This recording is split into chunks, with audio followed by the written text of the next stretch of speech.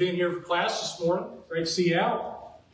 So I'm going to tag team with Dennis, and we're going to look at the Gospel of Mark. Now, I am terrible at picking up with where Dennis left, and it's not Dennis, it's me, because it's hard to go back and kind of restate those lessons. And so we're going to very quickly go through where Dennis was at to this point, and I'm going to kind of do my recap of the background behind it, a little bit about the substance of it. Because one of the things we see in Mark is Mark starts in very fast and very heavy. And so we kind of have to have these things in our mind as we get ready and as we go forward. So go ahead, and if you would, go ahead and open up to the book of Mark. We're going to look at chapter 1 as we get started.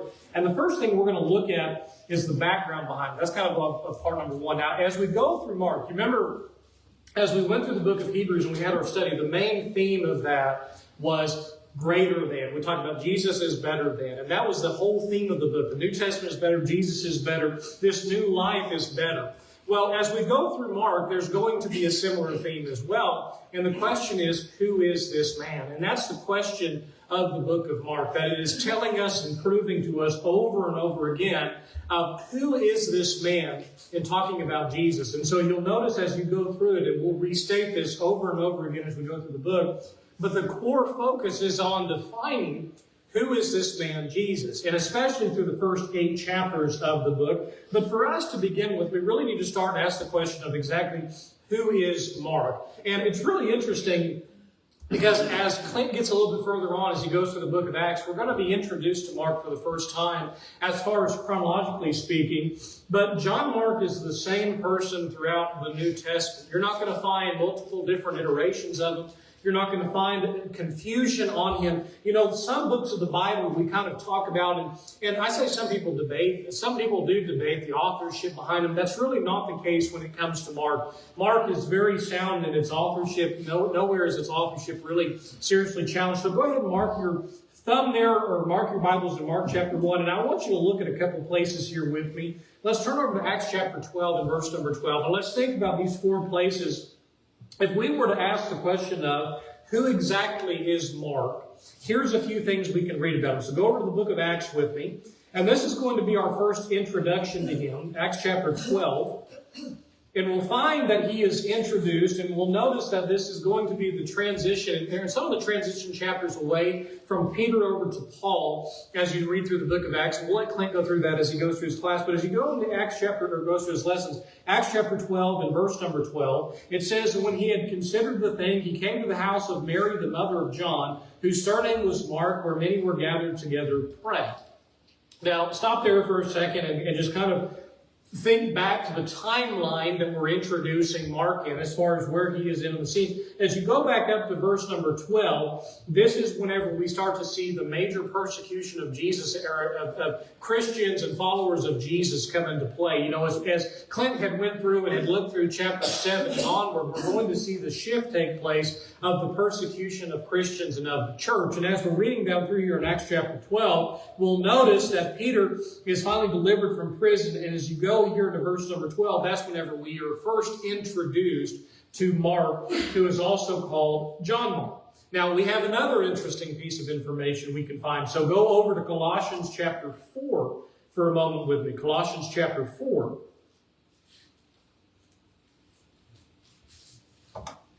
And we may have a little bit more insight here as well. Could possibly be the cousin of Barnabas in this, which very possibly may explain some of the interactions that happened later between Barnabas and Mark, as well as between Barnabas and Paul. In Colossians chapter 4, as you look at verse number 10, as Paul is writing his final greeting, it says, "Aristarchus, my fellow prisoner, saluteth you, and Marcus, sister, son to Barnabas, touching whom ye received commandments, if ye come unto him, receive him." So, cousin of Barnabas. Now, as we read that and as we consider that, I want you to remember in our first interaction, as we're going to see who exactly Mark is as far as his introduction into the missionary journeys of Paul, we're going to know that he is going to be a companion and he's going to be brought along as a result of Barnabas. As a matter of fact, one of the main problems that we see and divisions, I say divisions, splits happen, difference of opinion happen in the book of Acts is whenever Mark evidently leaves kind of the missionary party, and he departs from it for one reason or another. Barnabas is wanting to come back again. And remember, Paul kind of puts his foot down and says, no, he abandoned us. We're not going to take him back. And the division that they had now, they didn't create a division. They didn't create rifts. They didn't go and say, well, this is going to be, this congregation is going to be a follower of me, and this one's going to be a follower of Paul. No, they just said they're going to go our separate ways. And so Barnabas would take Mark, and we're going to see more of Mark later on. Go over to 1 Peter chapter 5. So we know that Mark has this connection with Paul and with Barnabas. We also notice in 1 Peter chapter 5, verse number 13, a little bit more information about him. This is Peter writing this, of course, in his final salutation. He says, the church that is in Babylon, elected together with you, saluteth you, and so does Marcus, my son. So we have the mention of Marcus again as the cousin of Barnabas. We have the reference here of Peter referring to him, calling him my son. And Peter, as you go through Mark's gospel, Peter is going to be the primary eyewitness behind it. So you're going to see a lot of things happen in Mark's gospel that are going to be from the perspective of Peter and following that kind of that journey along. So we see a very close relationship as well in 1 Peter chapter 5, verse number 13. And then one major change that takes place. Go to 2 Timothy chapter 4. We mentioned the split that takes place between Paul and Barnabas as a result of Mark. But as you go to 2 Timothy chapter 4, you'll notice that some years had taken place that had happened since we had last read about them. And as you go over there, look at specifically verse number 11. And you'll notice again, this is the kind of the final conclusion, the salutation that Paul has here. It says, only Luke is with me, take Mark and bring him with thee, for he is profitable to me for the ministry. So apparently, as we read about the story of Mark, we can find that he has a kind of a redemption take place, especially involving himself with Paul, that after a while, Paul sees the value of Mark. Mark kind of proves his worth to Paul, and he comes back around and improves himself to the status as being very valuable to Paul, and obviously for you and I today as the author of the Gospel of Mark. And so I want you to look and think back. So go to Acts chapter 15. And this is where I mentioned this is going to be probably, as far as, besides the Gospel of Mark, maybe what we know the most about Mark, or maybe you know him the best for. In Acts chapter 15, verse number 39. Now, here's what happens in Acts 15. Once again, I'm going to try not to step on Clint's toes because he's about to go through all of this. So take it with a grain of salt, let him do it, and I'll give the brief summary, and then he can do it better. But in Acts 15, you have the Jerusalem conference take place, and there's a great debate happening between these Judaizers who are trying to get Christians to convert and to take a portion of Judaism and incorporate it into Christianity. So Acts 15 comes along, and you have what's called the Jerusalem Council, the Jerusalem Conference, and we basically have this meeting take place where the great debate is held of whether or not these teachings of Judaism, most specifically circumcision, need to be held and upheld by Christians. Well, after that great debate is held and they determine that no, that's not the case, for the start of the second missionary journey, they're going to go back through and kind of take a trip around and visit all of the churches they had visited on their first. And as you get down to verse number 39, and verse 36, you start with Paul and Barnabas. And you start with them basically going through the same trip and the same format as they'd already gone through. Verse 36, it says, and some days after Paul said unto Barnabas, let us go again and visit our brethren in every city where we have preached the word of the Lord and see how they do. And Barnabas determined to take with them John, whose surname was Mark. But Paul thought not good to take him with them, who departed from them from Pamphylia, and went not with them to the work. And the contention was so sharp between them, that they departed asunder one from the other. And so Barnabas took Mark, and sailed unto Cyprus. And Paul chose Silas, and departed, being recommended by the brethren unto the grace of God. So as you stop at the end of verse number 40, John Mark is kind of the cause here of a great split that happens between Paul and Barnabas. And Barnabas is giving John Mark a second chance here. And remember, what may be our relationship with Mark and Barnabas? Could be his cousin. They're very possibly his cousin. And so you see this taking place, and Barnabas gives him a second chance. Now, I want you to remember back, and this is just This one's for free. This is just a tangent on what we're studying. But who else did Barnabas give a second chance to? You remember, he gave one to Paul himself, didn't he? He sure did. And now he's doing the same thing in the presence of Paul with Mark. And you can see that as this time passes, that Mark does prove his worth. He does come back and evidently becomes a very important figure. And obviously for you and I today as the author of the Gospel of Mark, at least in the journey. By Philemon, which is about 62 AD, Paul calls him a fellow worker. In 2 Timothy, which we read a minute ago, which is about 66 AD, Paul asks for him by name. And so as these years take place, Paul sees the value of Mark, becomes very close with him.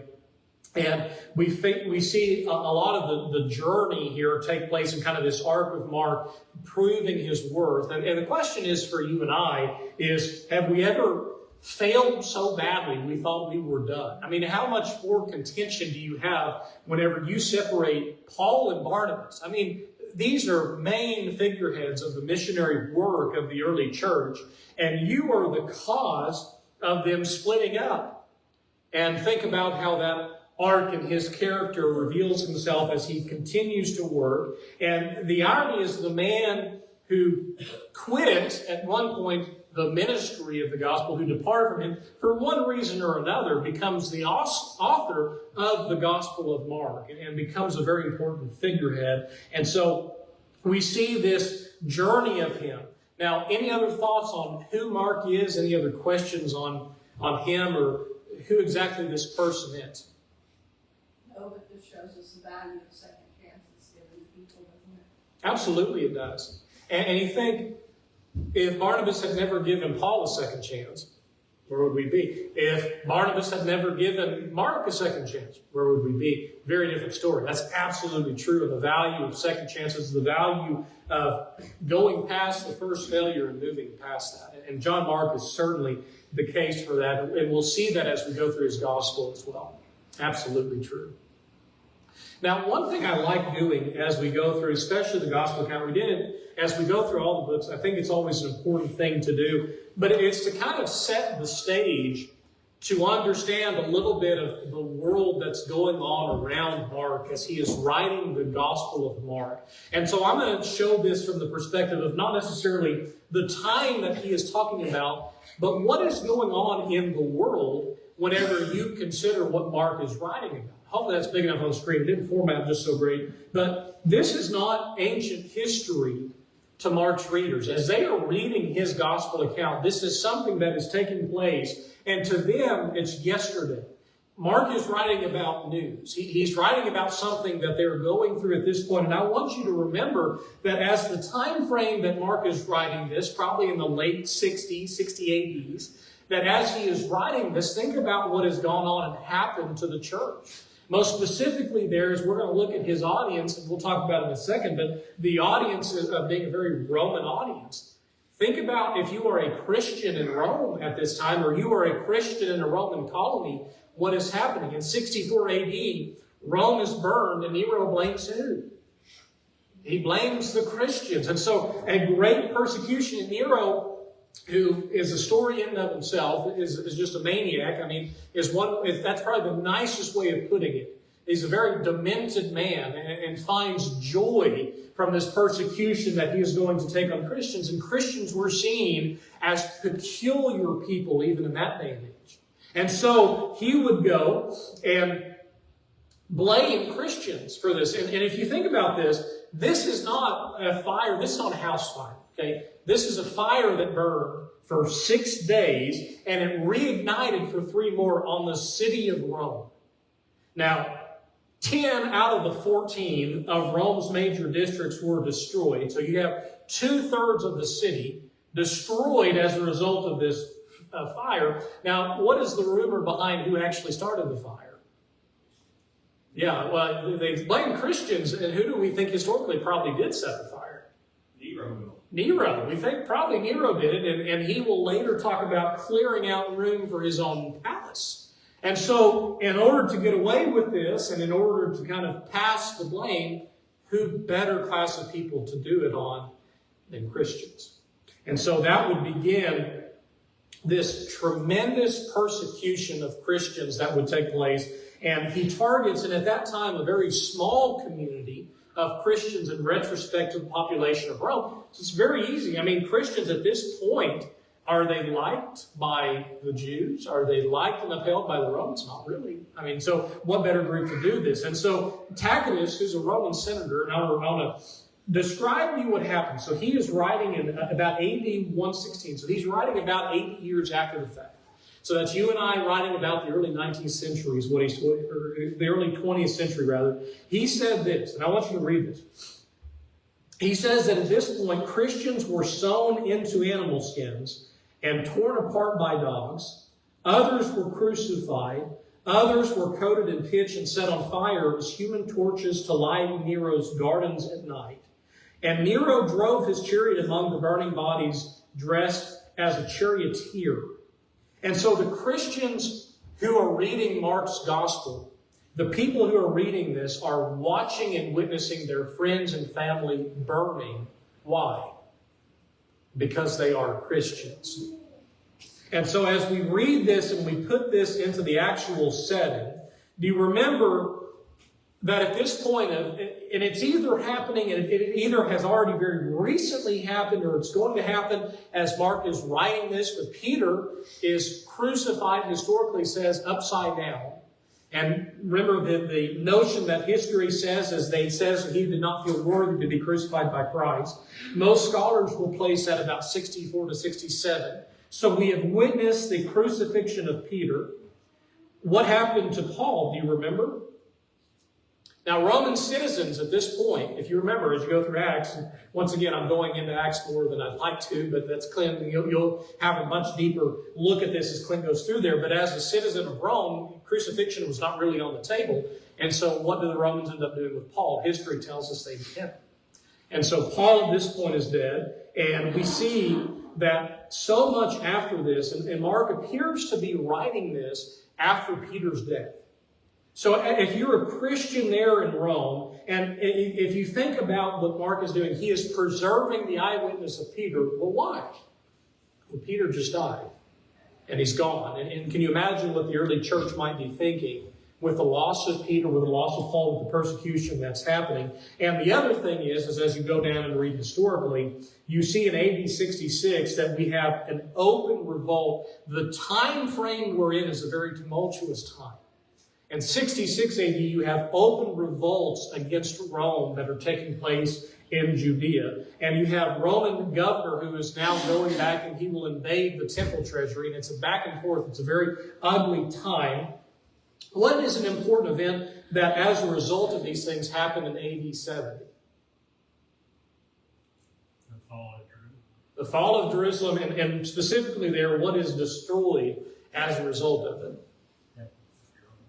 Temple is destroyed. And it would be the second temple at this point. Remember, the second temple is destroyed. And if you were ever to go there, the interesting thing about the original, I say the original, it's the second iteration of the temple. It was built a little bit, much later than the first one. The first one was destroyed. But the Arch of Titus in Rome is going to still be standing. And it shows soldiers carrying the temple's 7-branch menorah in triumph. It shows the imagery of them sacking the temple, destroying the temple. And so if you're a Christian there, this is what you're going to be seeing. And whenever Jesus states, and we'll read in Mark chapter 13 and verse number 2, when Jesus says the words that not one stone will be left on another, Mark's readers are going to know what he is talking about, especially very early, or especially right there in that time frame. They're going to be able to witness that firsthand. So they're going to see these things take place. And so if you were writing about Jesus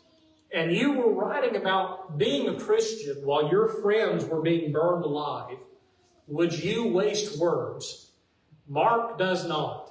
You notice that in the scheme of the Gospels, Mark is by far the shortest, isn't it? And he does not waste words. And that's not saying that any of the other Gospels waste words, but Mark absolutely gets to the point. And it is rapid-fire evidence to answer our question of, who is Jesus? Who is this man? And so that's what we're looking at as we go through the Gospel account of Mark. Any other thoughts behind the historical setting. And imagine you're living in this time. You know, one of the things I think is so important, it seems like sometimes we have kind of a disconnect between secular history and biblical history. And so it's so good if we get the opportunity to combine those things. This happened on our world. This happened not that long ago in perspective of the world. And so as we read these things and understand that this is not fiction taking place, this is a real account that's happening. A very, very rough time as far as persecution goes if you were to be a Christian.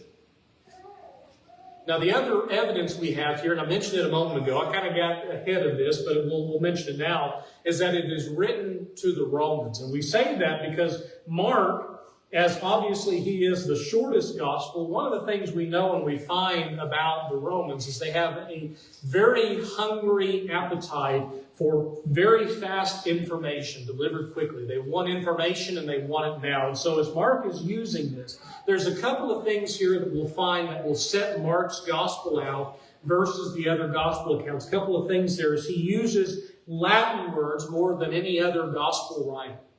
He will use these things and address these things so that the Romans will understand what he is saying. Another thing we see here is he will translate Aramaic. Mark chapter 5, verse number 41 and others. Well, the reason he has to do that is because his readers are not readers of Aramaic. They don't understand it, and so he is translating that over to them. Another thing you'll see as you go through, especially in Mark 7, 14, and 15, is he spends some time explaining Jewish customs. Well, why would you have to explain Jewish customs to the Jews? Well, you wouldn't have to. He was explaining it to an audience that is not intimately familiar with these customs. They're not as intimately familiar as a Jewish audience would be. And so he's going through these things and he's explaining these customs to people who do not practice them. So he spends a lot of time talking about this. He also, in Mark chapter 10, spends quite a bit of time talking about and recording the Roman divorce law. We say, well, why is that important? Well, the Jewish law didn't allow women to initiate divorce. Roman law did. And so he's going to look at it from the perspective of the Roman law and give commentary in Mark chapter 10 regarding this. And the other thing that's very evident is both in Mark chapter 6 and in chapter 13, he is going to record time by the Roman system and how they recorded time. And so as we read through this, we see he has his goal set. He has his mind set on a very specific audience. And so with that in our minds, just how important do you think in the time frame he's writing, to the audience he's writing to, how important is this gospel account? Extraordinarily important, especially to those Roman Christians of the day. And I want you to look specifically, and we'll go through this in a second. Go to Mark chapter 1 and look at the very first verse. And as you read through that, I want to give you something very interesting in this. In the Roman world, the word gospel was used to announce an emperor's rise to the throne. It would be called the gospel because it was the good news. And so as you read Mark 1, verse number 1, what do you think it sounds like to you? It says, the beginning of the gospel of Jesus Christ, the Son of God. So history literally cites to us that it is said that Caesar Augustus declared that he brought the gospel to the world. And that word just means the good news. And so as Mark is writing this in verse number 1 of the first chapter, he is opening this up. And what does it sound like to you? It sounds like an announcement, doesn't it? It sounds like, well, you say these words in comparison to Caesar's. You say these words in comparison to Augustus. No, here is the real good news. Here is the real gospel account. Here's who we're actually talking about. The real good news is not about Caesar. It's about Jesus. And so he opens up with this idea of this imperial announcement of who we are talking to and asking this question of, who is this man? Who are we talking about? He doesn't waste any time in getting to that question. Now the date, and we already touched on the date a little bit, the date is going to be taking place there in probably the late 60s, definitely before the destruction of Jerusalem, because he is talking about that, he is citing it, and he makes predictions about what's going to happen. And so it's taking place at that time, which once we mentioned again, this is a very tumultuous time. And the purpose is to answer this one question. And that's, I don't want to say disingenuous to boil it down to one question, but in summation, he has one overarching point. he is trying to instill to these readers is the answer to the question of, who is this man? That's what he wants them to know. He wants them to be able to answer this question of, who is this man? And as you go through the gospel account of Mark, you will have 20 miracles take place. The majority are front-loaded before chapter 8. As you go through there, you have these teachings with authority that take place. You have these ideas where the scribes, who are the ones interpreting the law, well, no, Jesus made the law. It's a different perspective. And so he's going to give them this notion. We will see the word see 99 times. We'll see the word hear 50 times. We'll see the word immediately 42 times. He has this rapid-fire evidence. He is persuading them and letting them know, who is this man? He's letting them know who Jesus is. And he does not present Jesus as the other gospel accounts do. And so the most interesting thing to me as you read through the different gospel accounts, they're all the story of Jesus, but they're all told from that different angle of who is watching, what is he going through. And so Mark does not present Jesus as the suffering servant. Now Mark, as he goes through this, he presents him as the powerful emperor. He is the king. Caesar is not king. Jesus is king. And so as you're writing to that audience at the time, you think they need to hear that? Their friends are being burned alive. They're being crucified. They're facing death because they're Christians. And he's telling them over and over again, no, this is the one that is king. This man is king. And so he proves it time and time again by showing them through the achievements of Jesus. He shows them the miracles of Jesus. And they prove over and over again, he is the true king of the world. He is the true emperor. Who is this man, Jesus? He is king. Any other thoughts on our purpose of Mark? And I mentioned it to you, and I've told you in previous classes, but I get to be like a train. And so if you have a comment or question, just stop me. And I promise we'll stop and spend that time. But the next thing, and probably the last thing we'll have time for today, is look here specifically at the structure of where Mark takes place.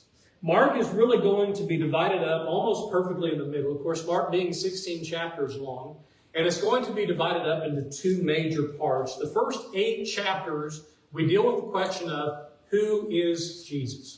So we're going to deal quite a bit with that. And in Mark 1 through 8, you're going to see a lot of things take place, such as the miracles, the teaching, the authority. And it builds and builds and builds to verse number 29 of Mark 8, which is Peter's confession, where we see the conclusion to the question of, who is Jesus? And as Peter will see, he is the Son of God. He is the King.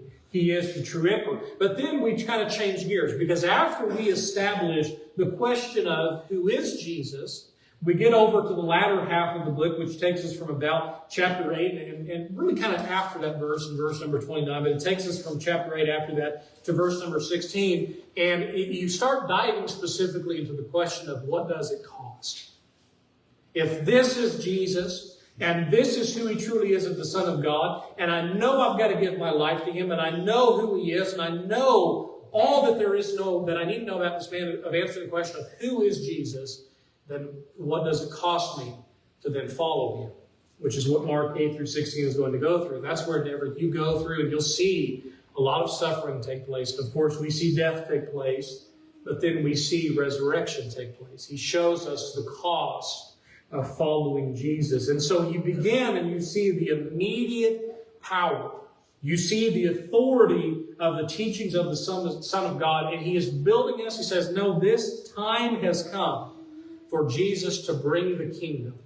And now he has brought it, now he's established it, and as you see him, or he will establish it, and that is what his mission is. And as you see this, those who believe, who become disciples, who decide to follow Jesus, they will be saved, but it will cost them. Any other thoughts on our structure of Mark? Now, to give you a little bit more background, so when you open up to Mark chapter 1, Mark 1 takes place about 35 years-ish before Mark writes it down. So 35 years after these events take place, Mark is going to record that. And so when you open up, he's writing this 35 years in the past, and he's going through what exactly he had. And so the world of Mark chapter 1 is going to be a very interesting world. The empire at the time is going to be led, and the emperor is going to be Tiberius Caesar, who, as you go through and read a little bit about the historical setting, you'll see that he's got these silver denarii. So you will be able to see and be able to go through and see these people are real people. Now, the governor of Judea at the time is going to be who? You'll know him as Pontius Pilate. And I remember reading back there, one of the interesting things is in 1961, for years, many skeptics argued that Pilate wasn't real, that he was made up, that he was an addition to history. And in 1961, they found at Caesarea Maritima a limestone block which was reused as a staircase step. And whenever they flipped it over, it had the inscription of Pontius Pilate. It's found in the Israel Museum. And so we see Pontius Pilate ruling as governor. And whenever you open up to Galilee, whenever you think about this place that he is writing in, and he's talking about Galilee, Galilee, for some reason, is kind of given this idea of it being a backwater civilization, and it is for many people in the world, but it has a very large population in comparison to what we might think that it has. And as you go through and read it, it is going to be governed by Herod Antipas, which is going to be very unfortunate for them, but it's going to be something that is going to set the scene for where we're at. So you have the ruler there of Tiberius Caesar, you have Pontius Pilate, you have some of the things happening here, and there's so much more we could go through in our background. But I want to leave you with one thought before we run out of time, and that's as you open up to Mark chapter 1, go there and read that with me again. This is an announcement that is being made. This is not a biography that Mark is writing. He is announcing that the enthronement of Jesus is happening. And so as you read Mark chapter 1 and verse number 1, the beginning of the gospel of Jesus Christ, the Son of God.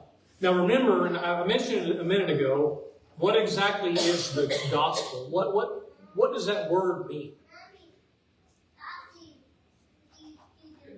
The good news, that's right. It means the good news. And so the beginning of the good news of Jesus Christ. This is not necessarily a biography. This is not him writing it from any other perspective than this is an announcement that, look, the king has arrived.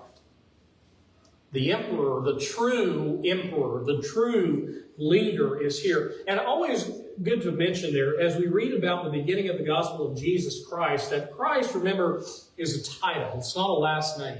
Whenever you see the word Christ, Christ is pointing to something very specific.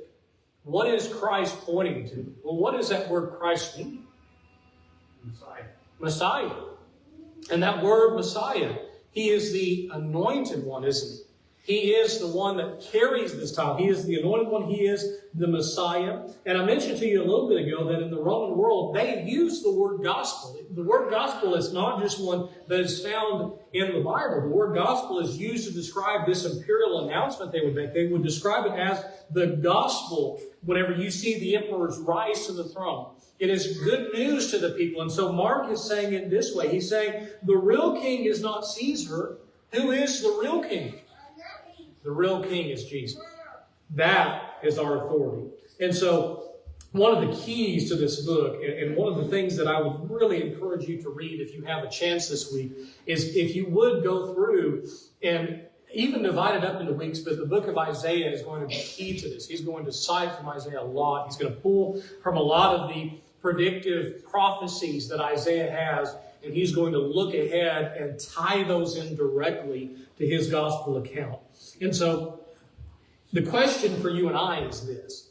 If Jesus is king, what part of our life can't stay ours anymore? What do we owe him if he is king? And the question, you would be writing this to a Christian audience there that are going to be overthrown by Roman persecution, is, what does it cost if I follow the true king? All right, any other thoughts through the background of it through verse number 1. So if you get a chance this week, go ahead and read through Mark chapter 1. And I want to give you this real quick. Read through Mark chapter 1, and if you would, read Malachi chapter 3. We'll tie that in directly here as we get into next week, and we'll tie into some of these prophecies and be able to really understand them. So read Mark chapter 1 this week if you get a chance, and then we'll go through Malachi chapter 3 as well. So we'll go ahead and pause here for the morning. Appreciate your time and attention. We'll pick up, read verse number 2.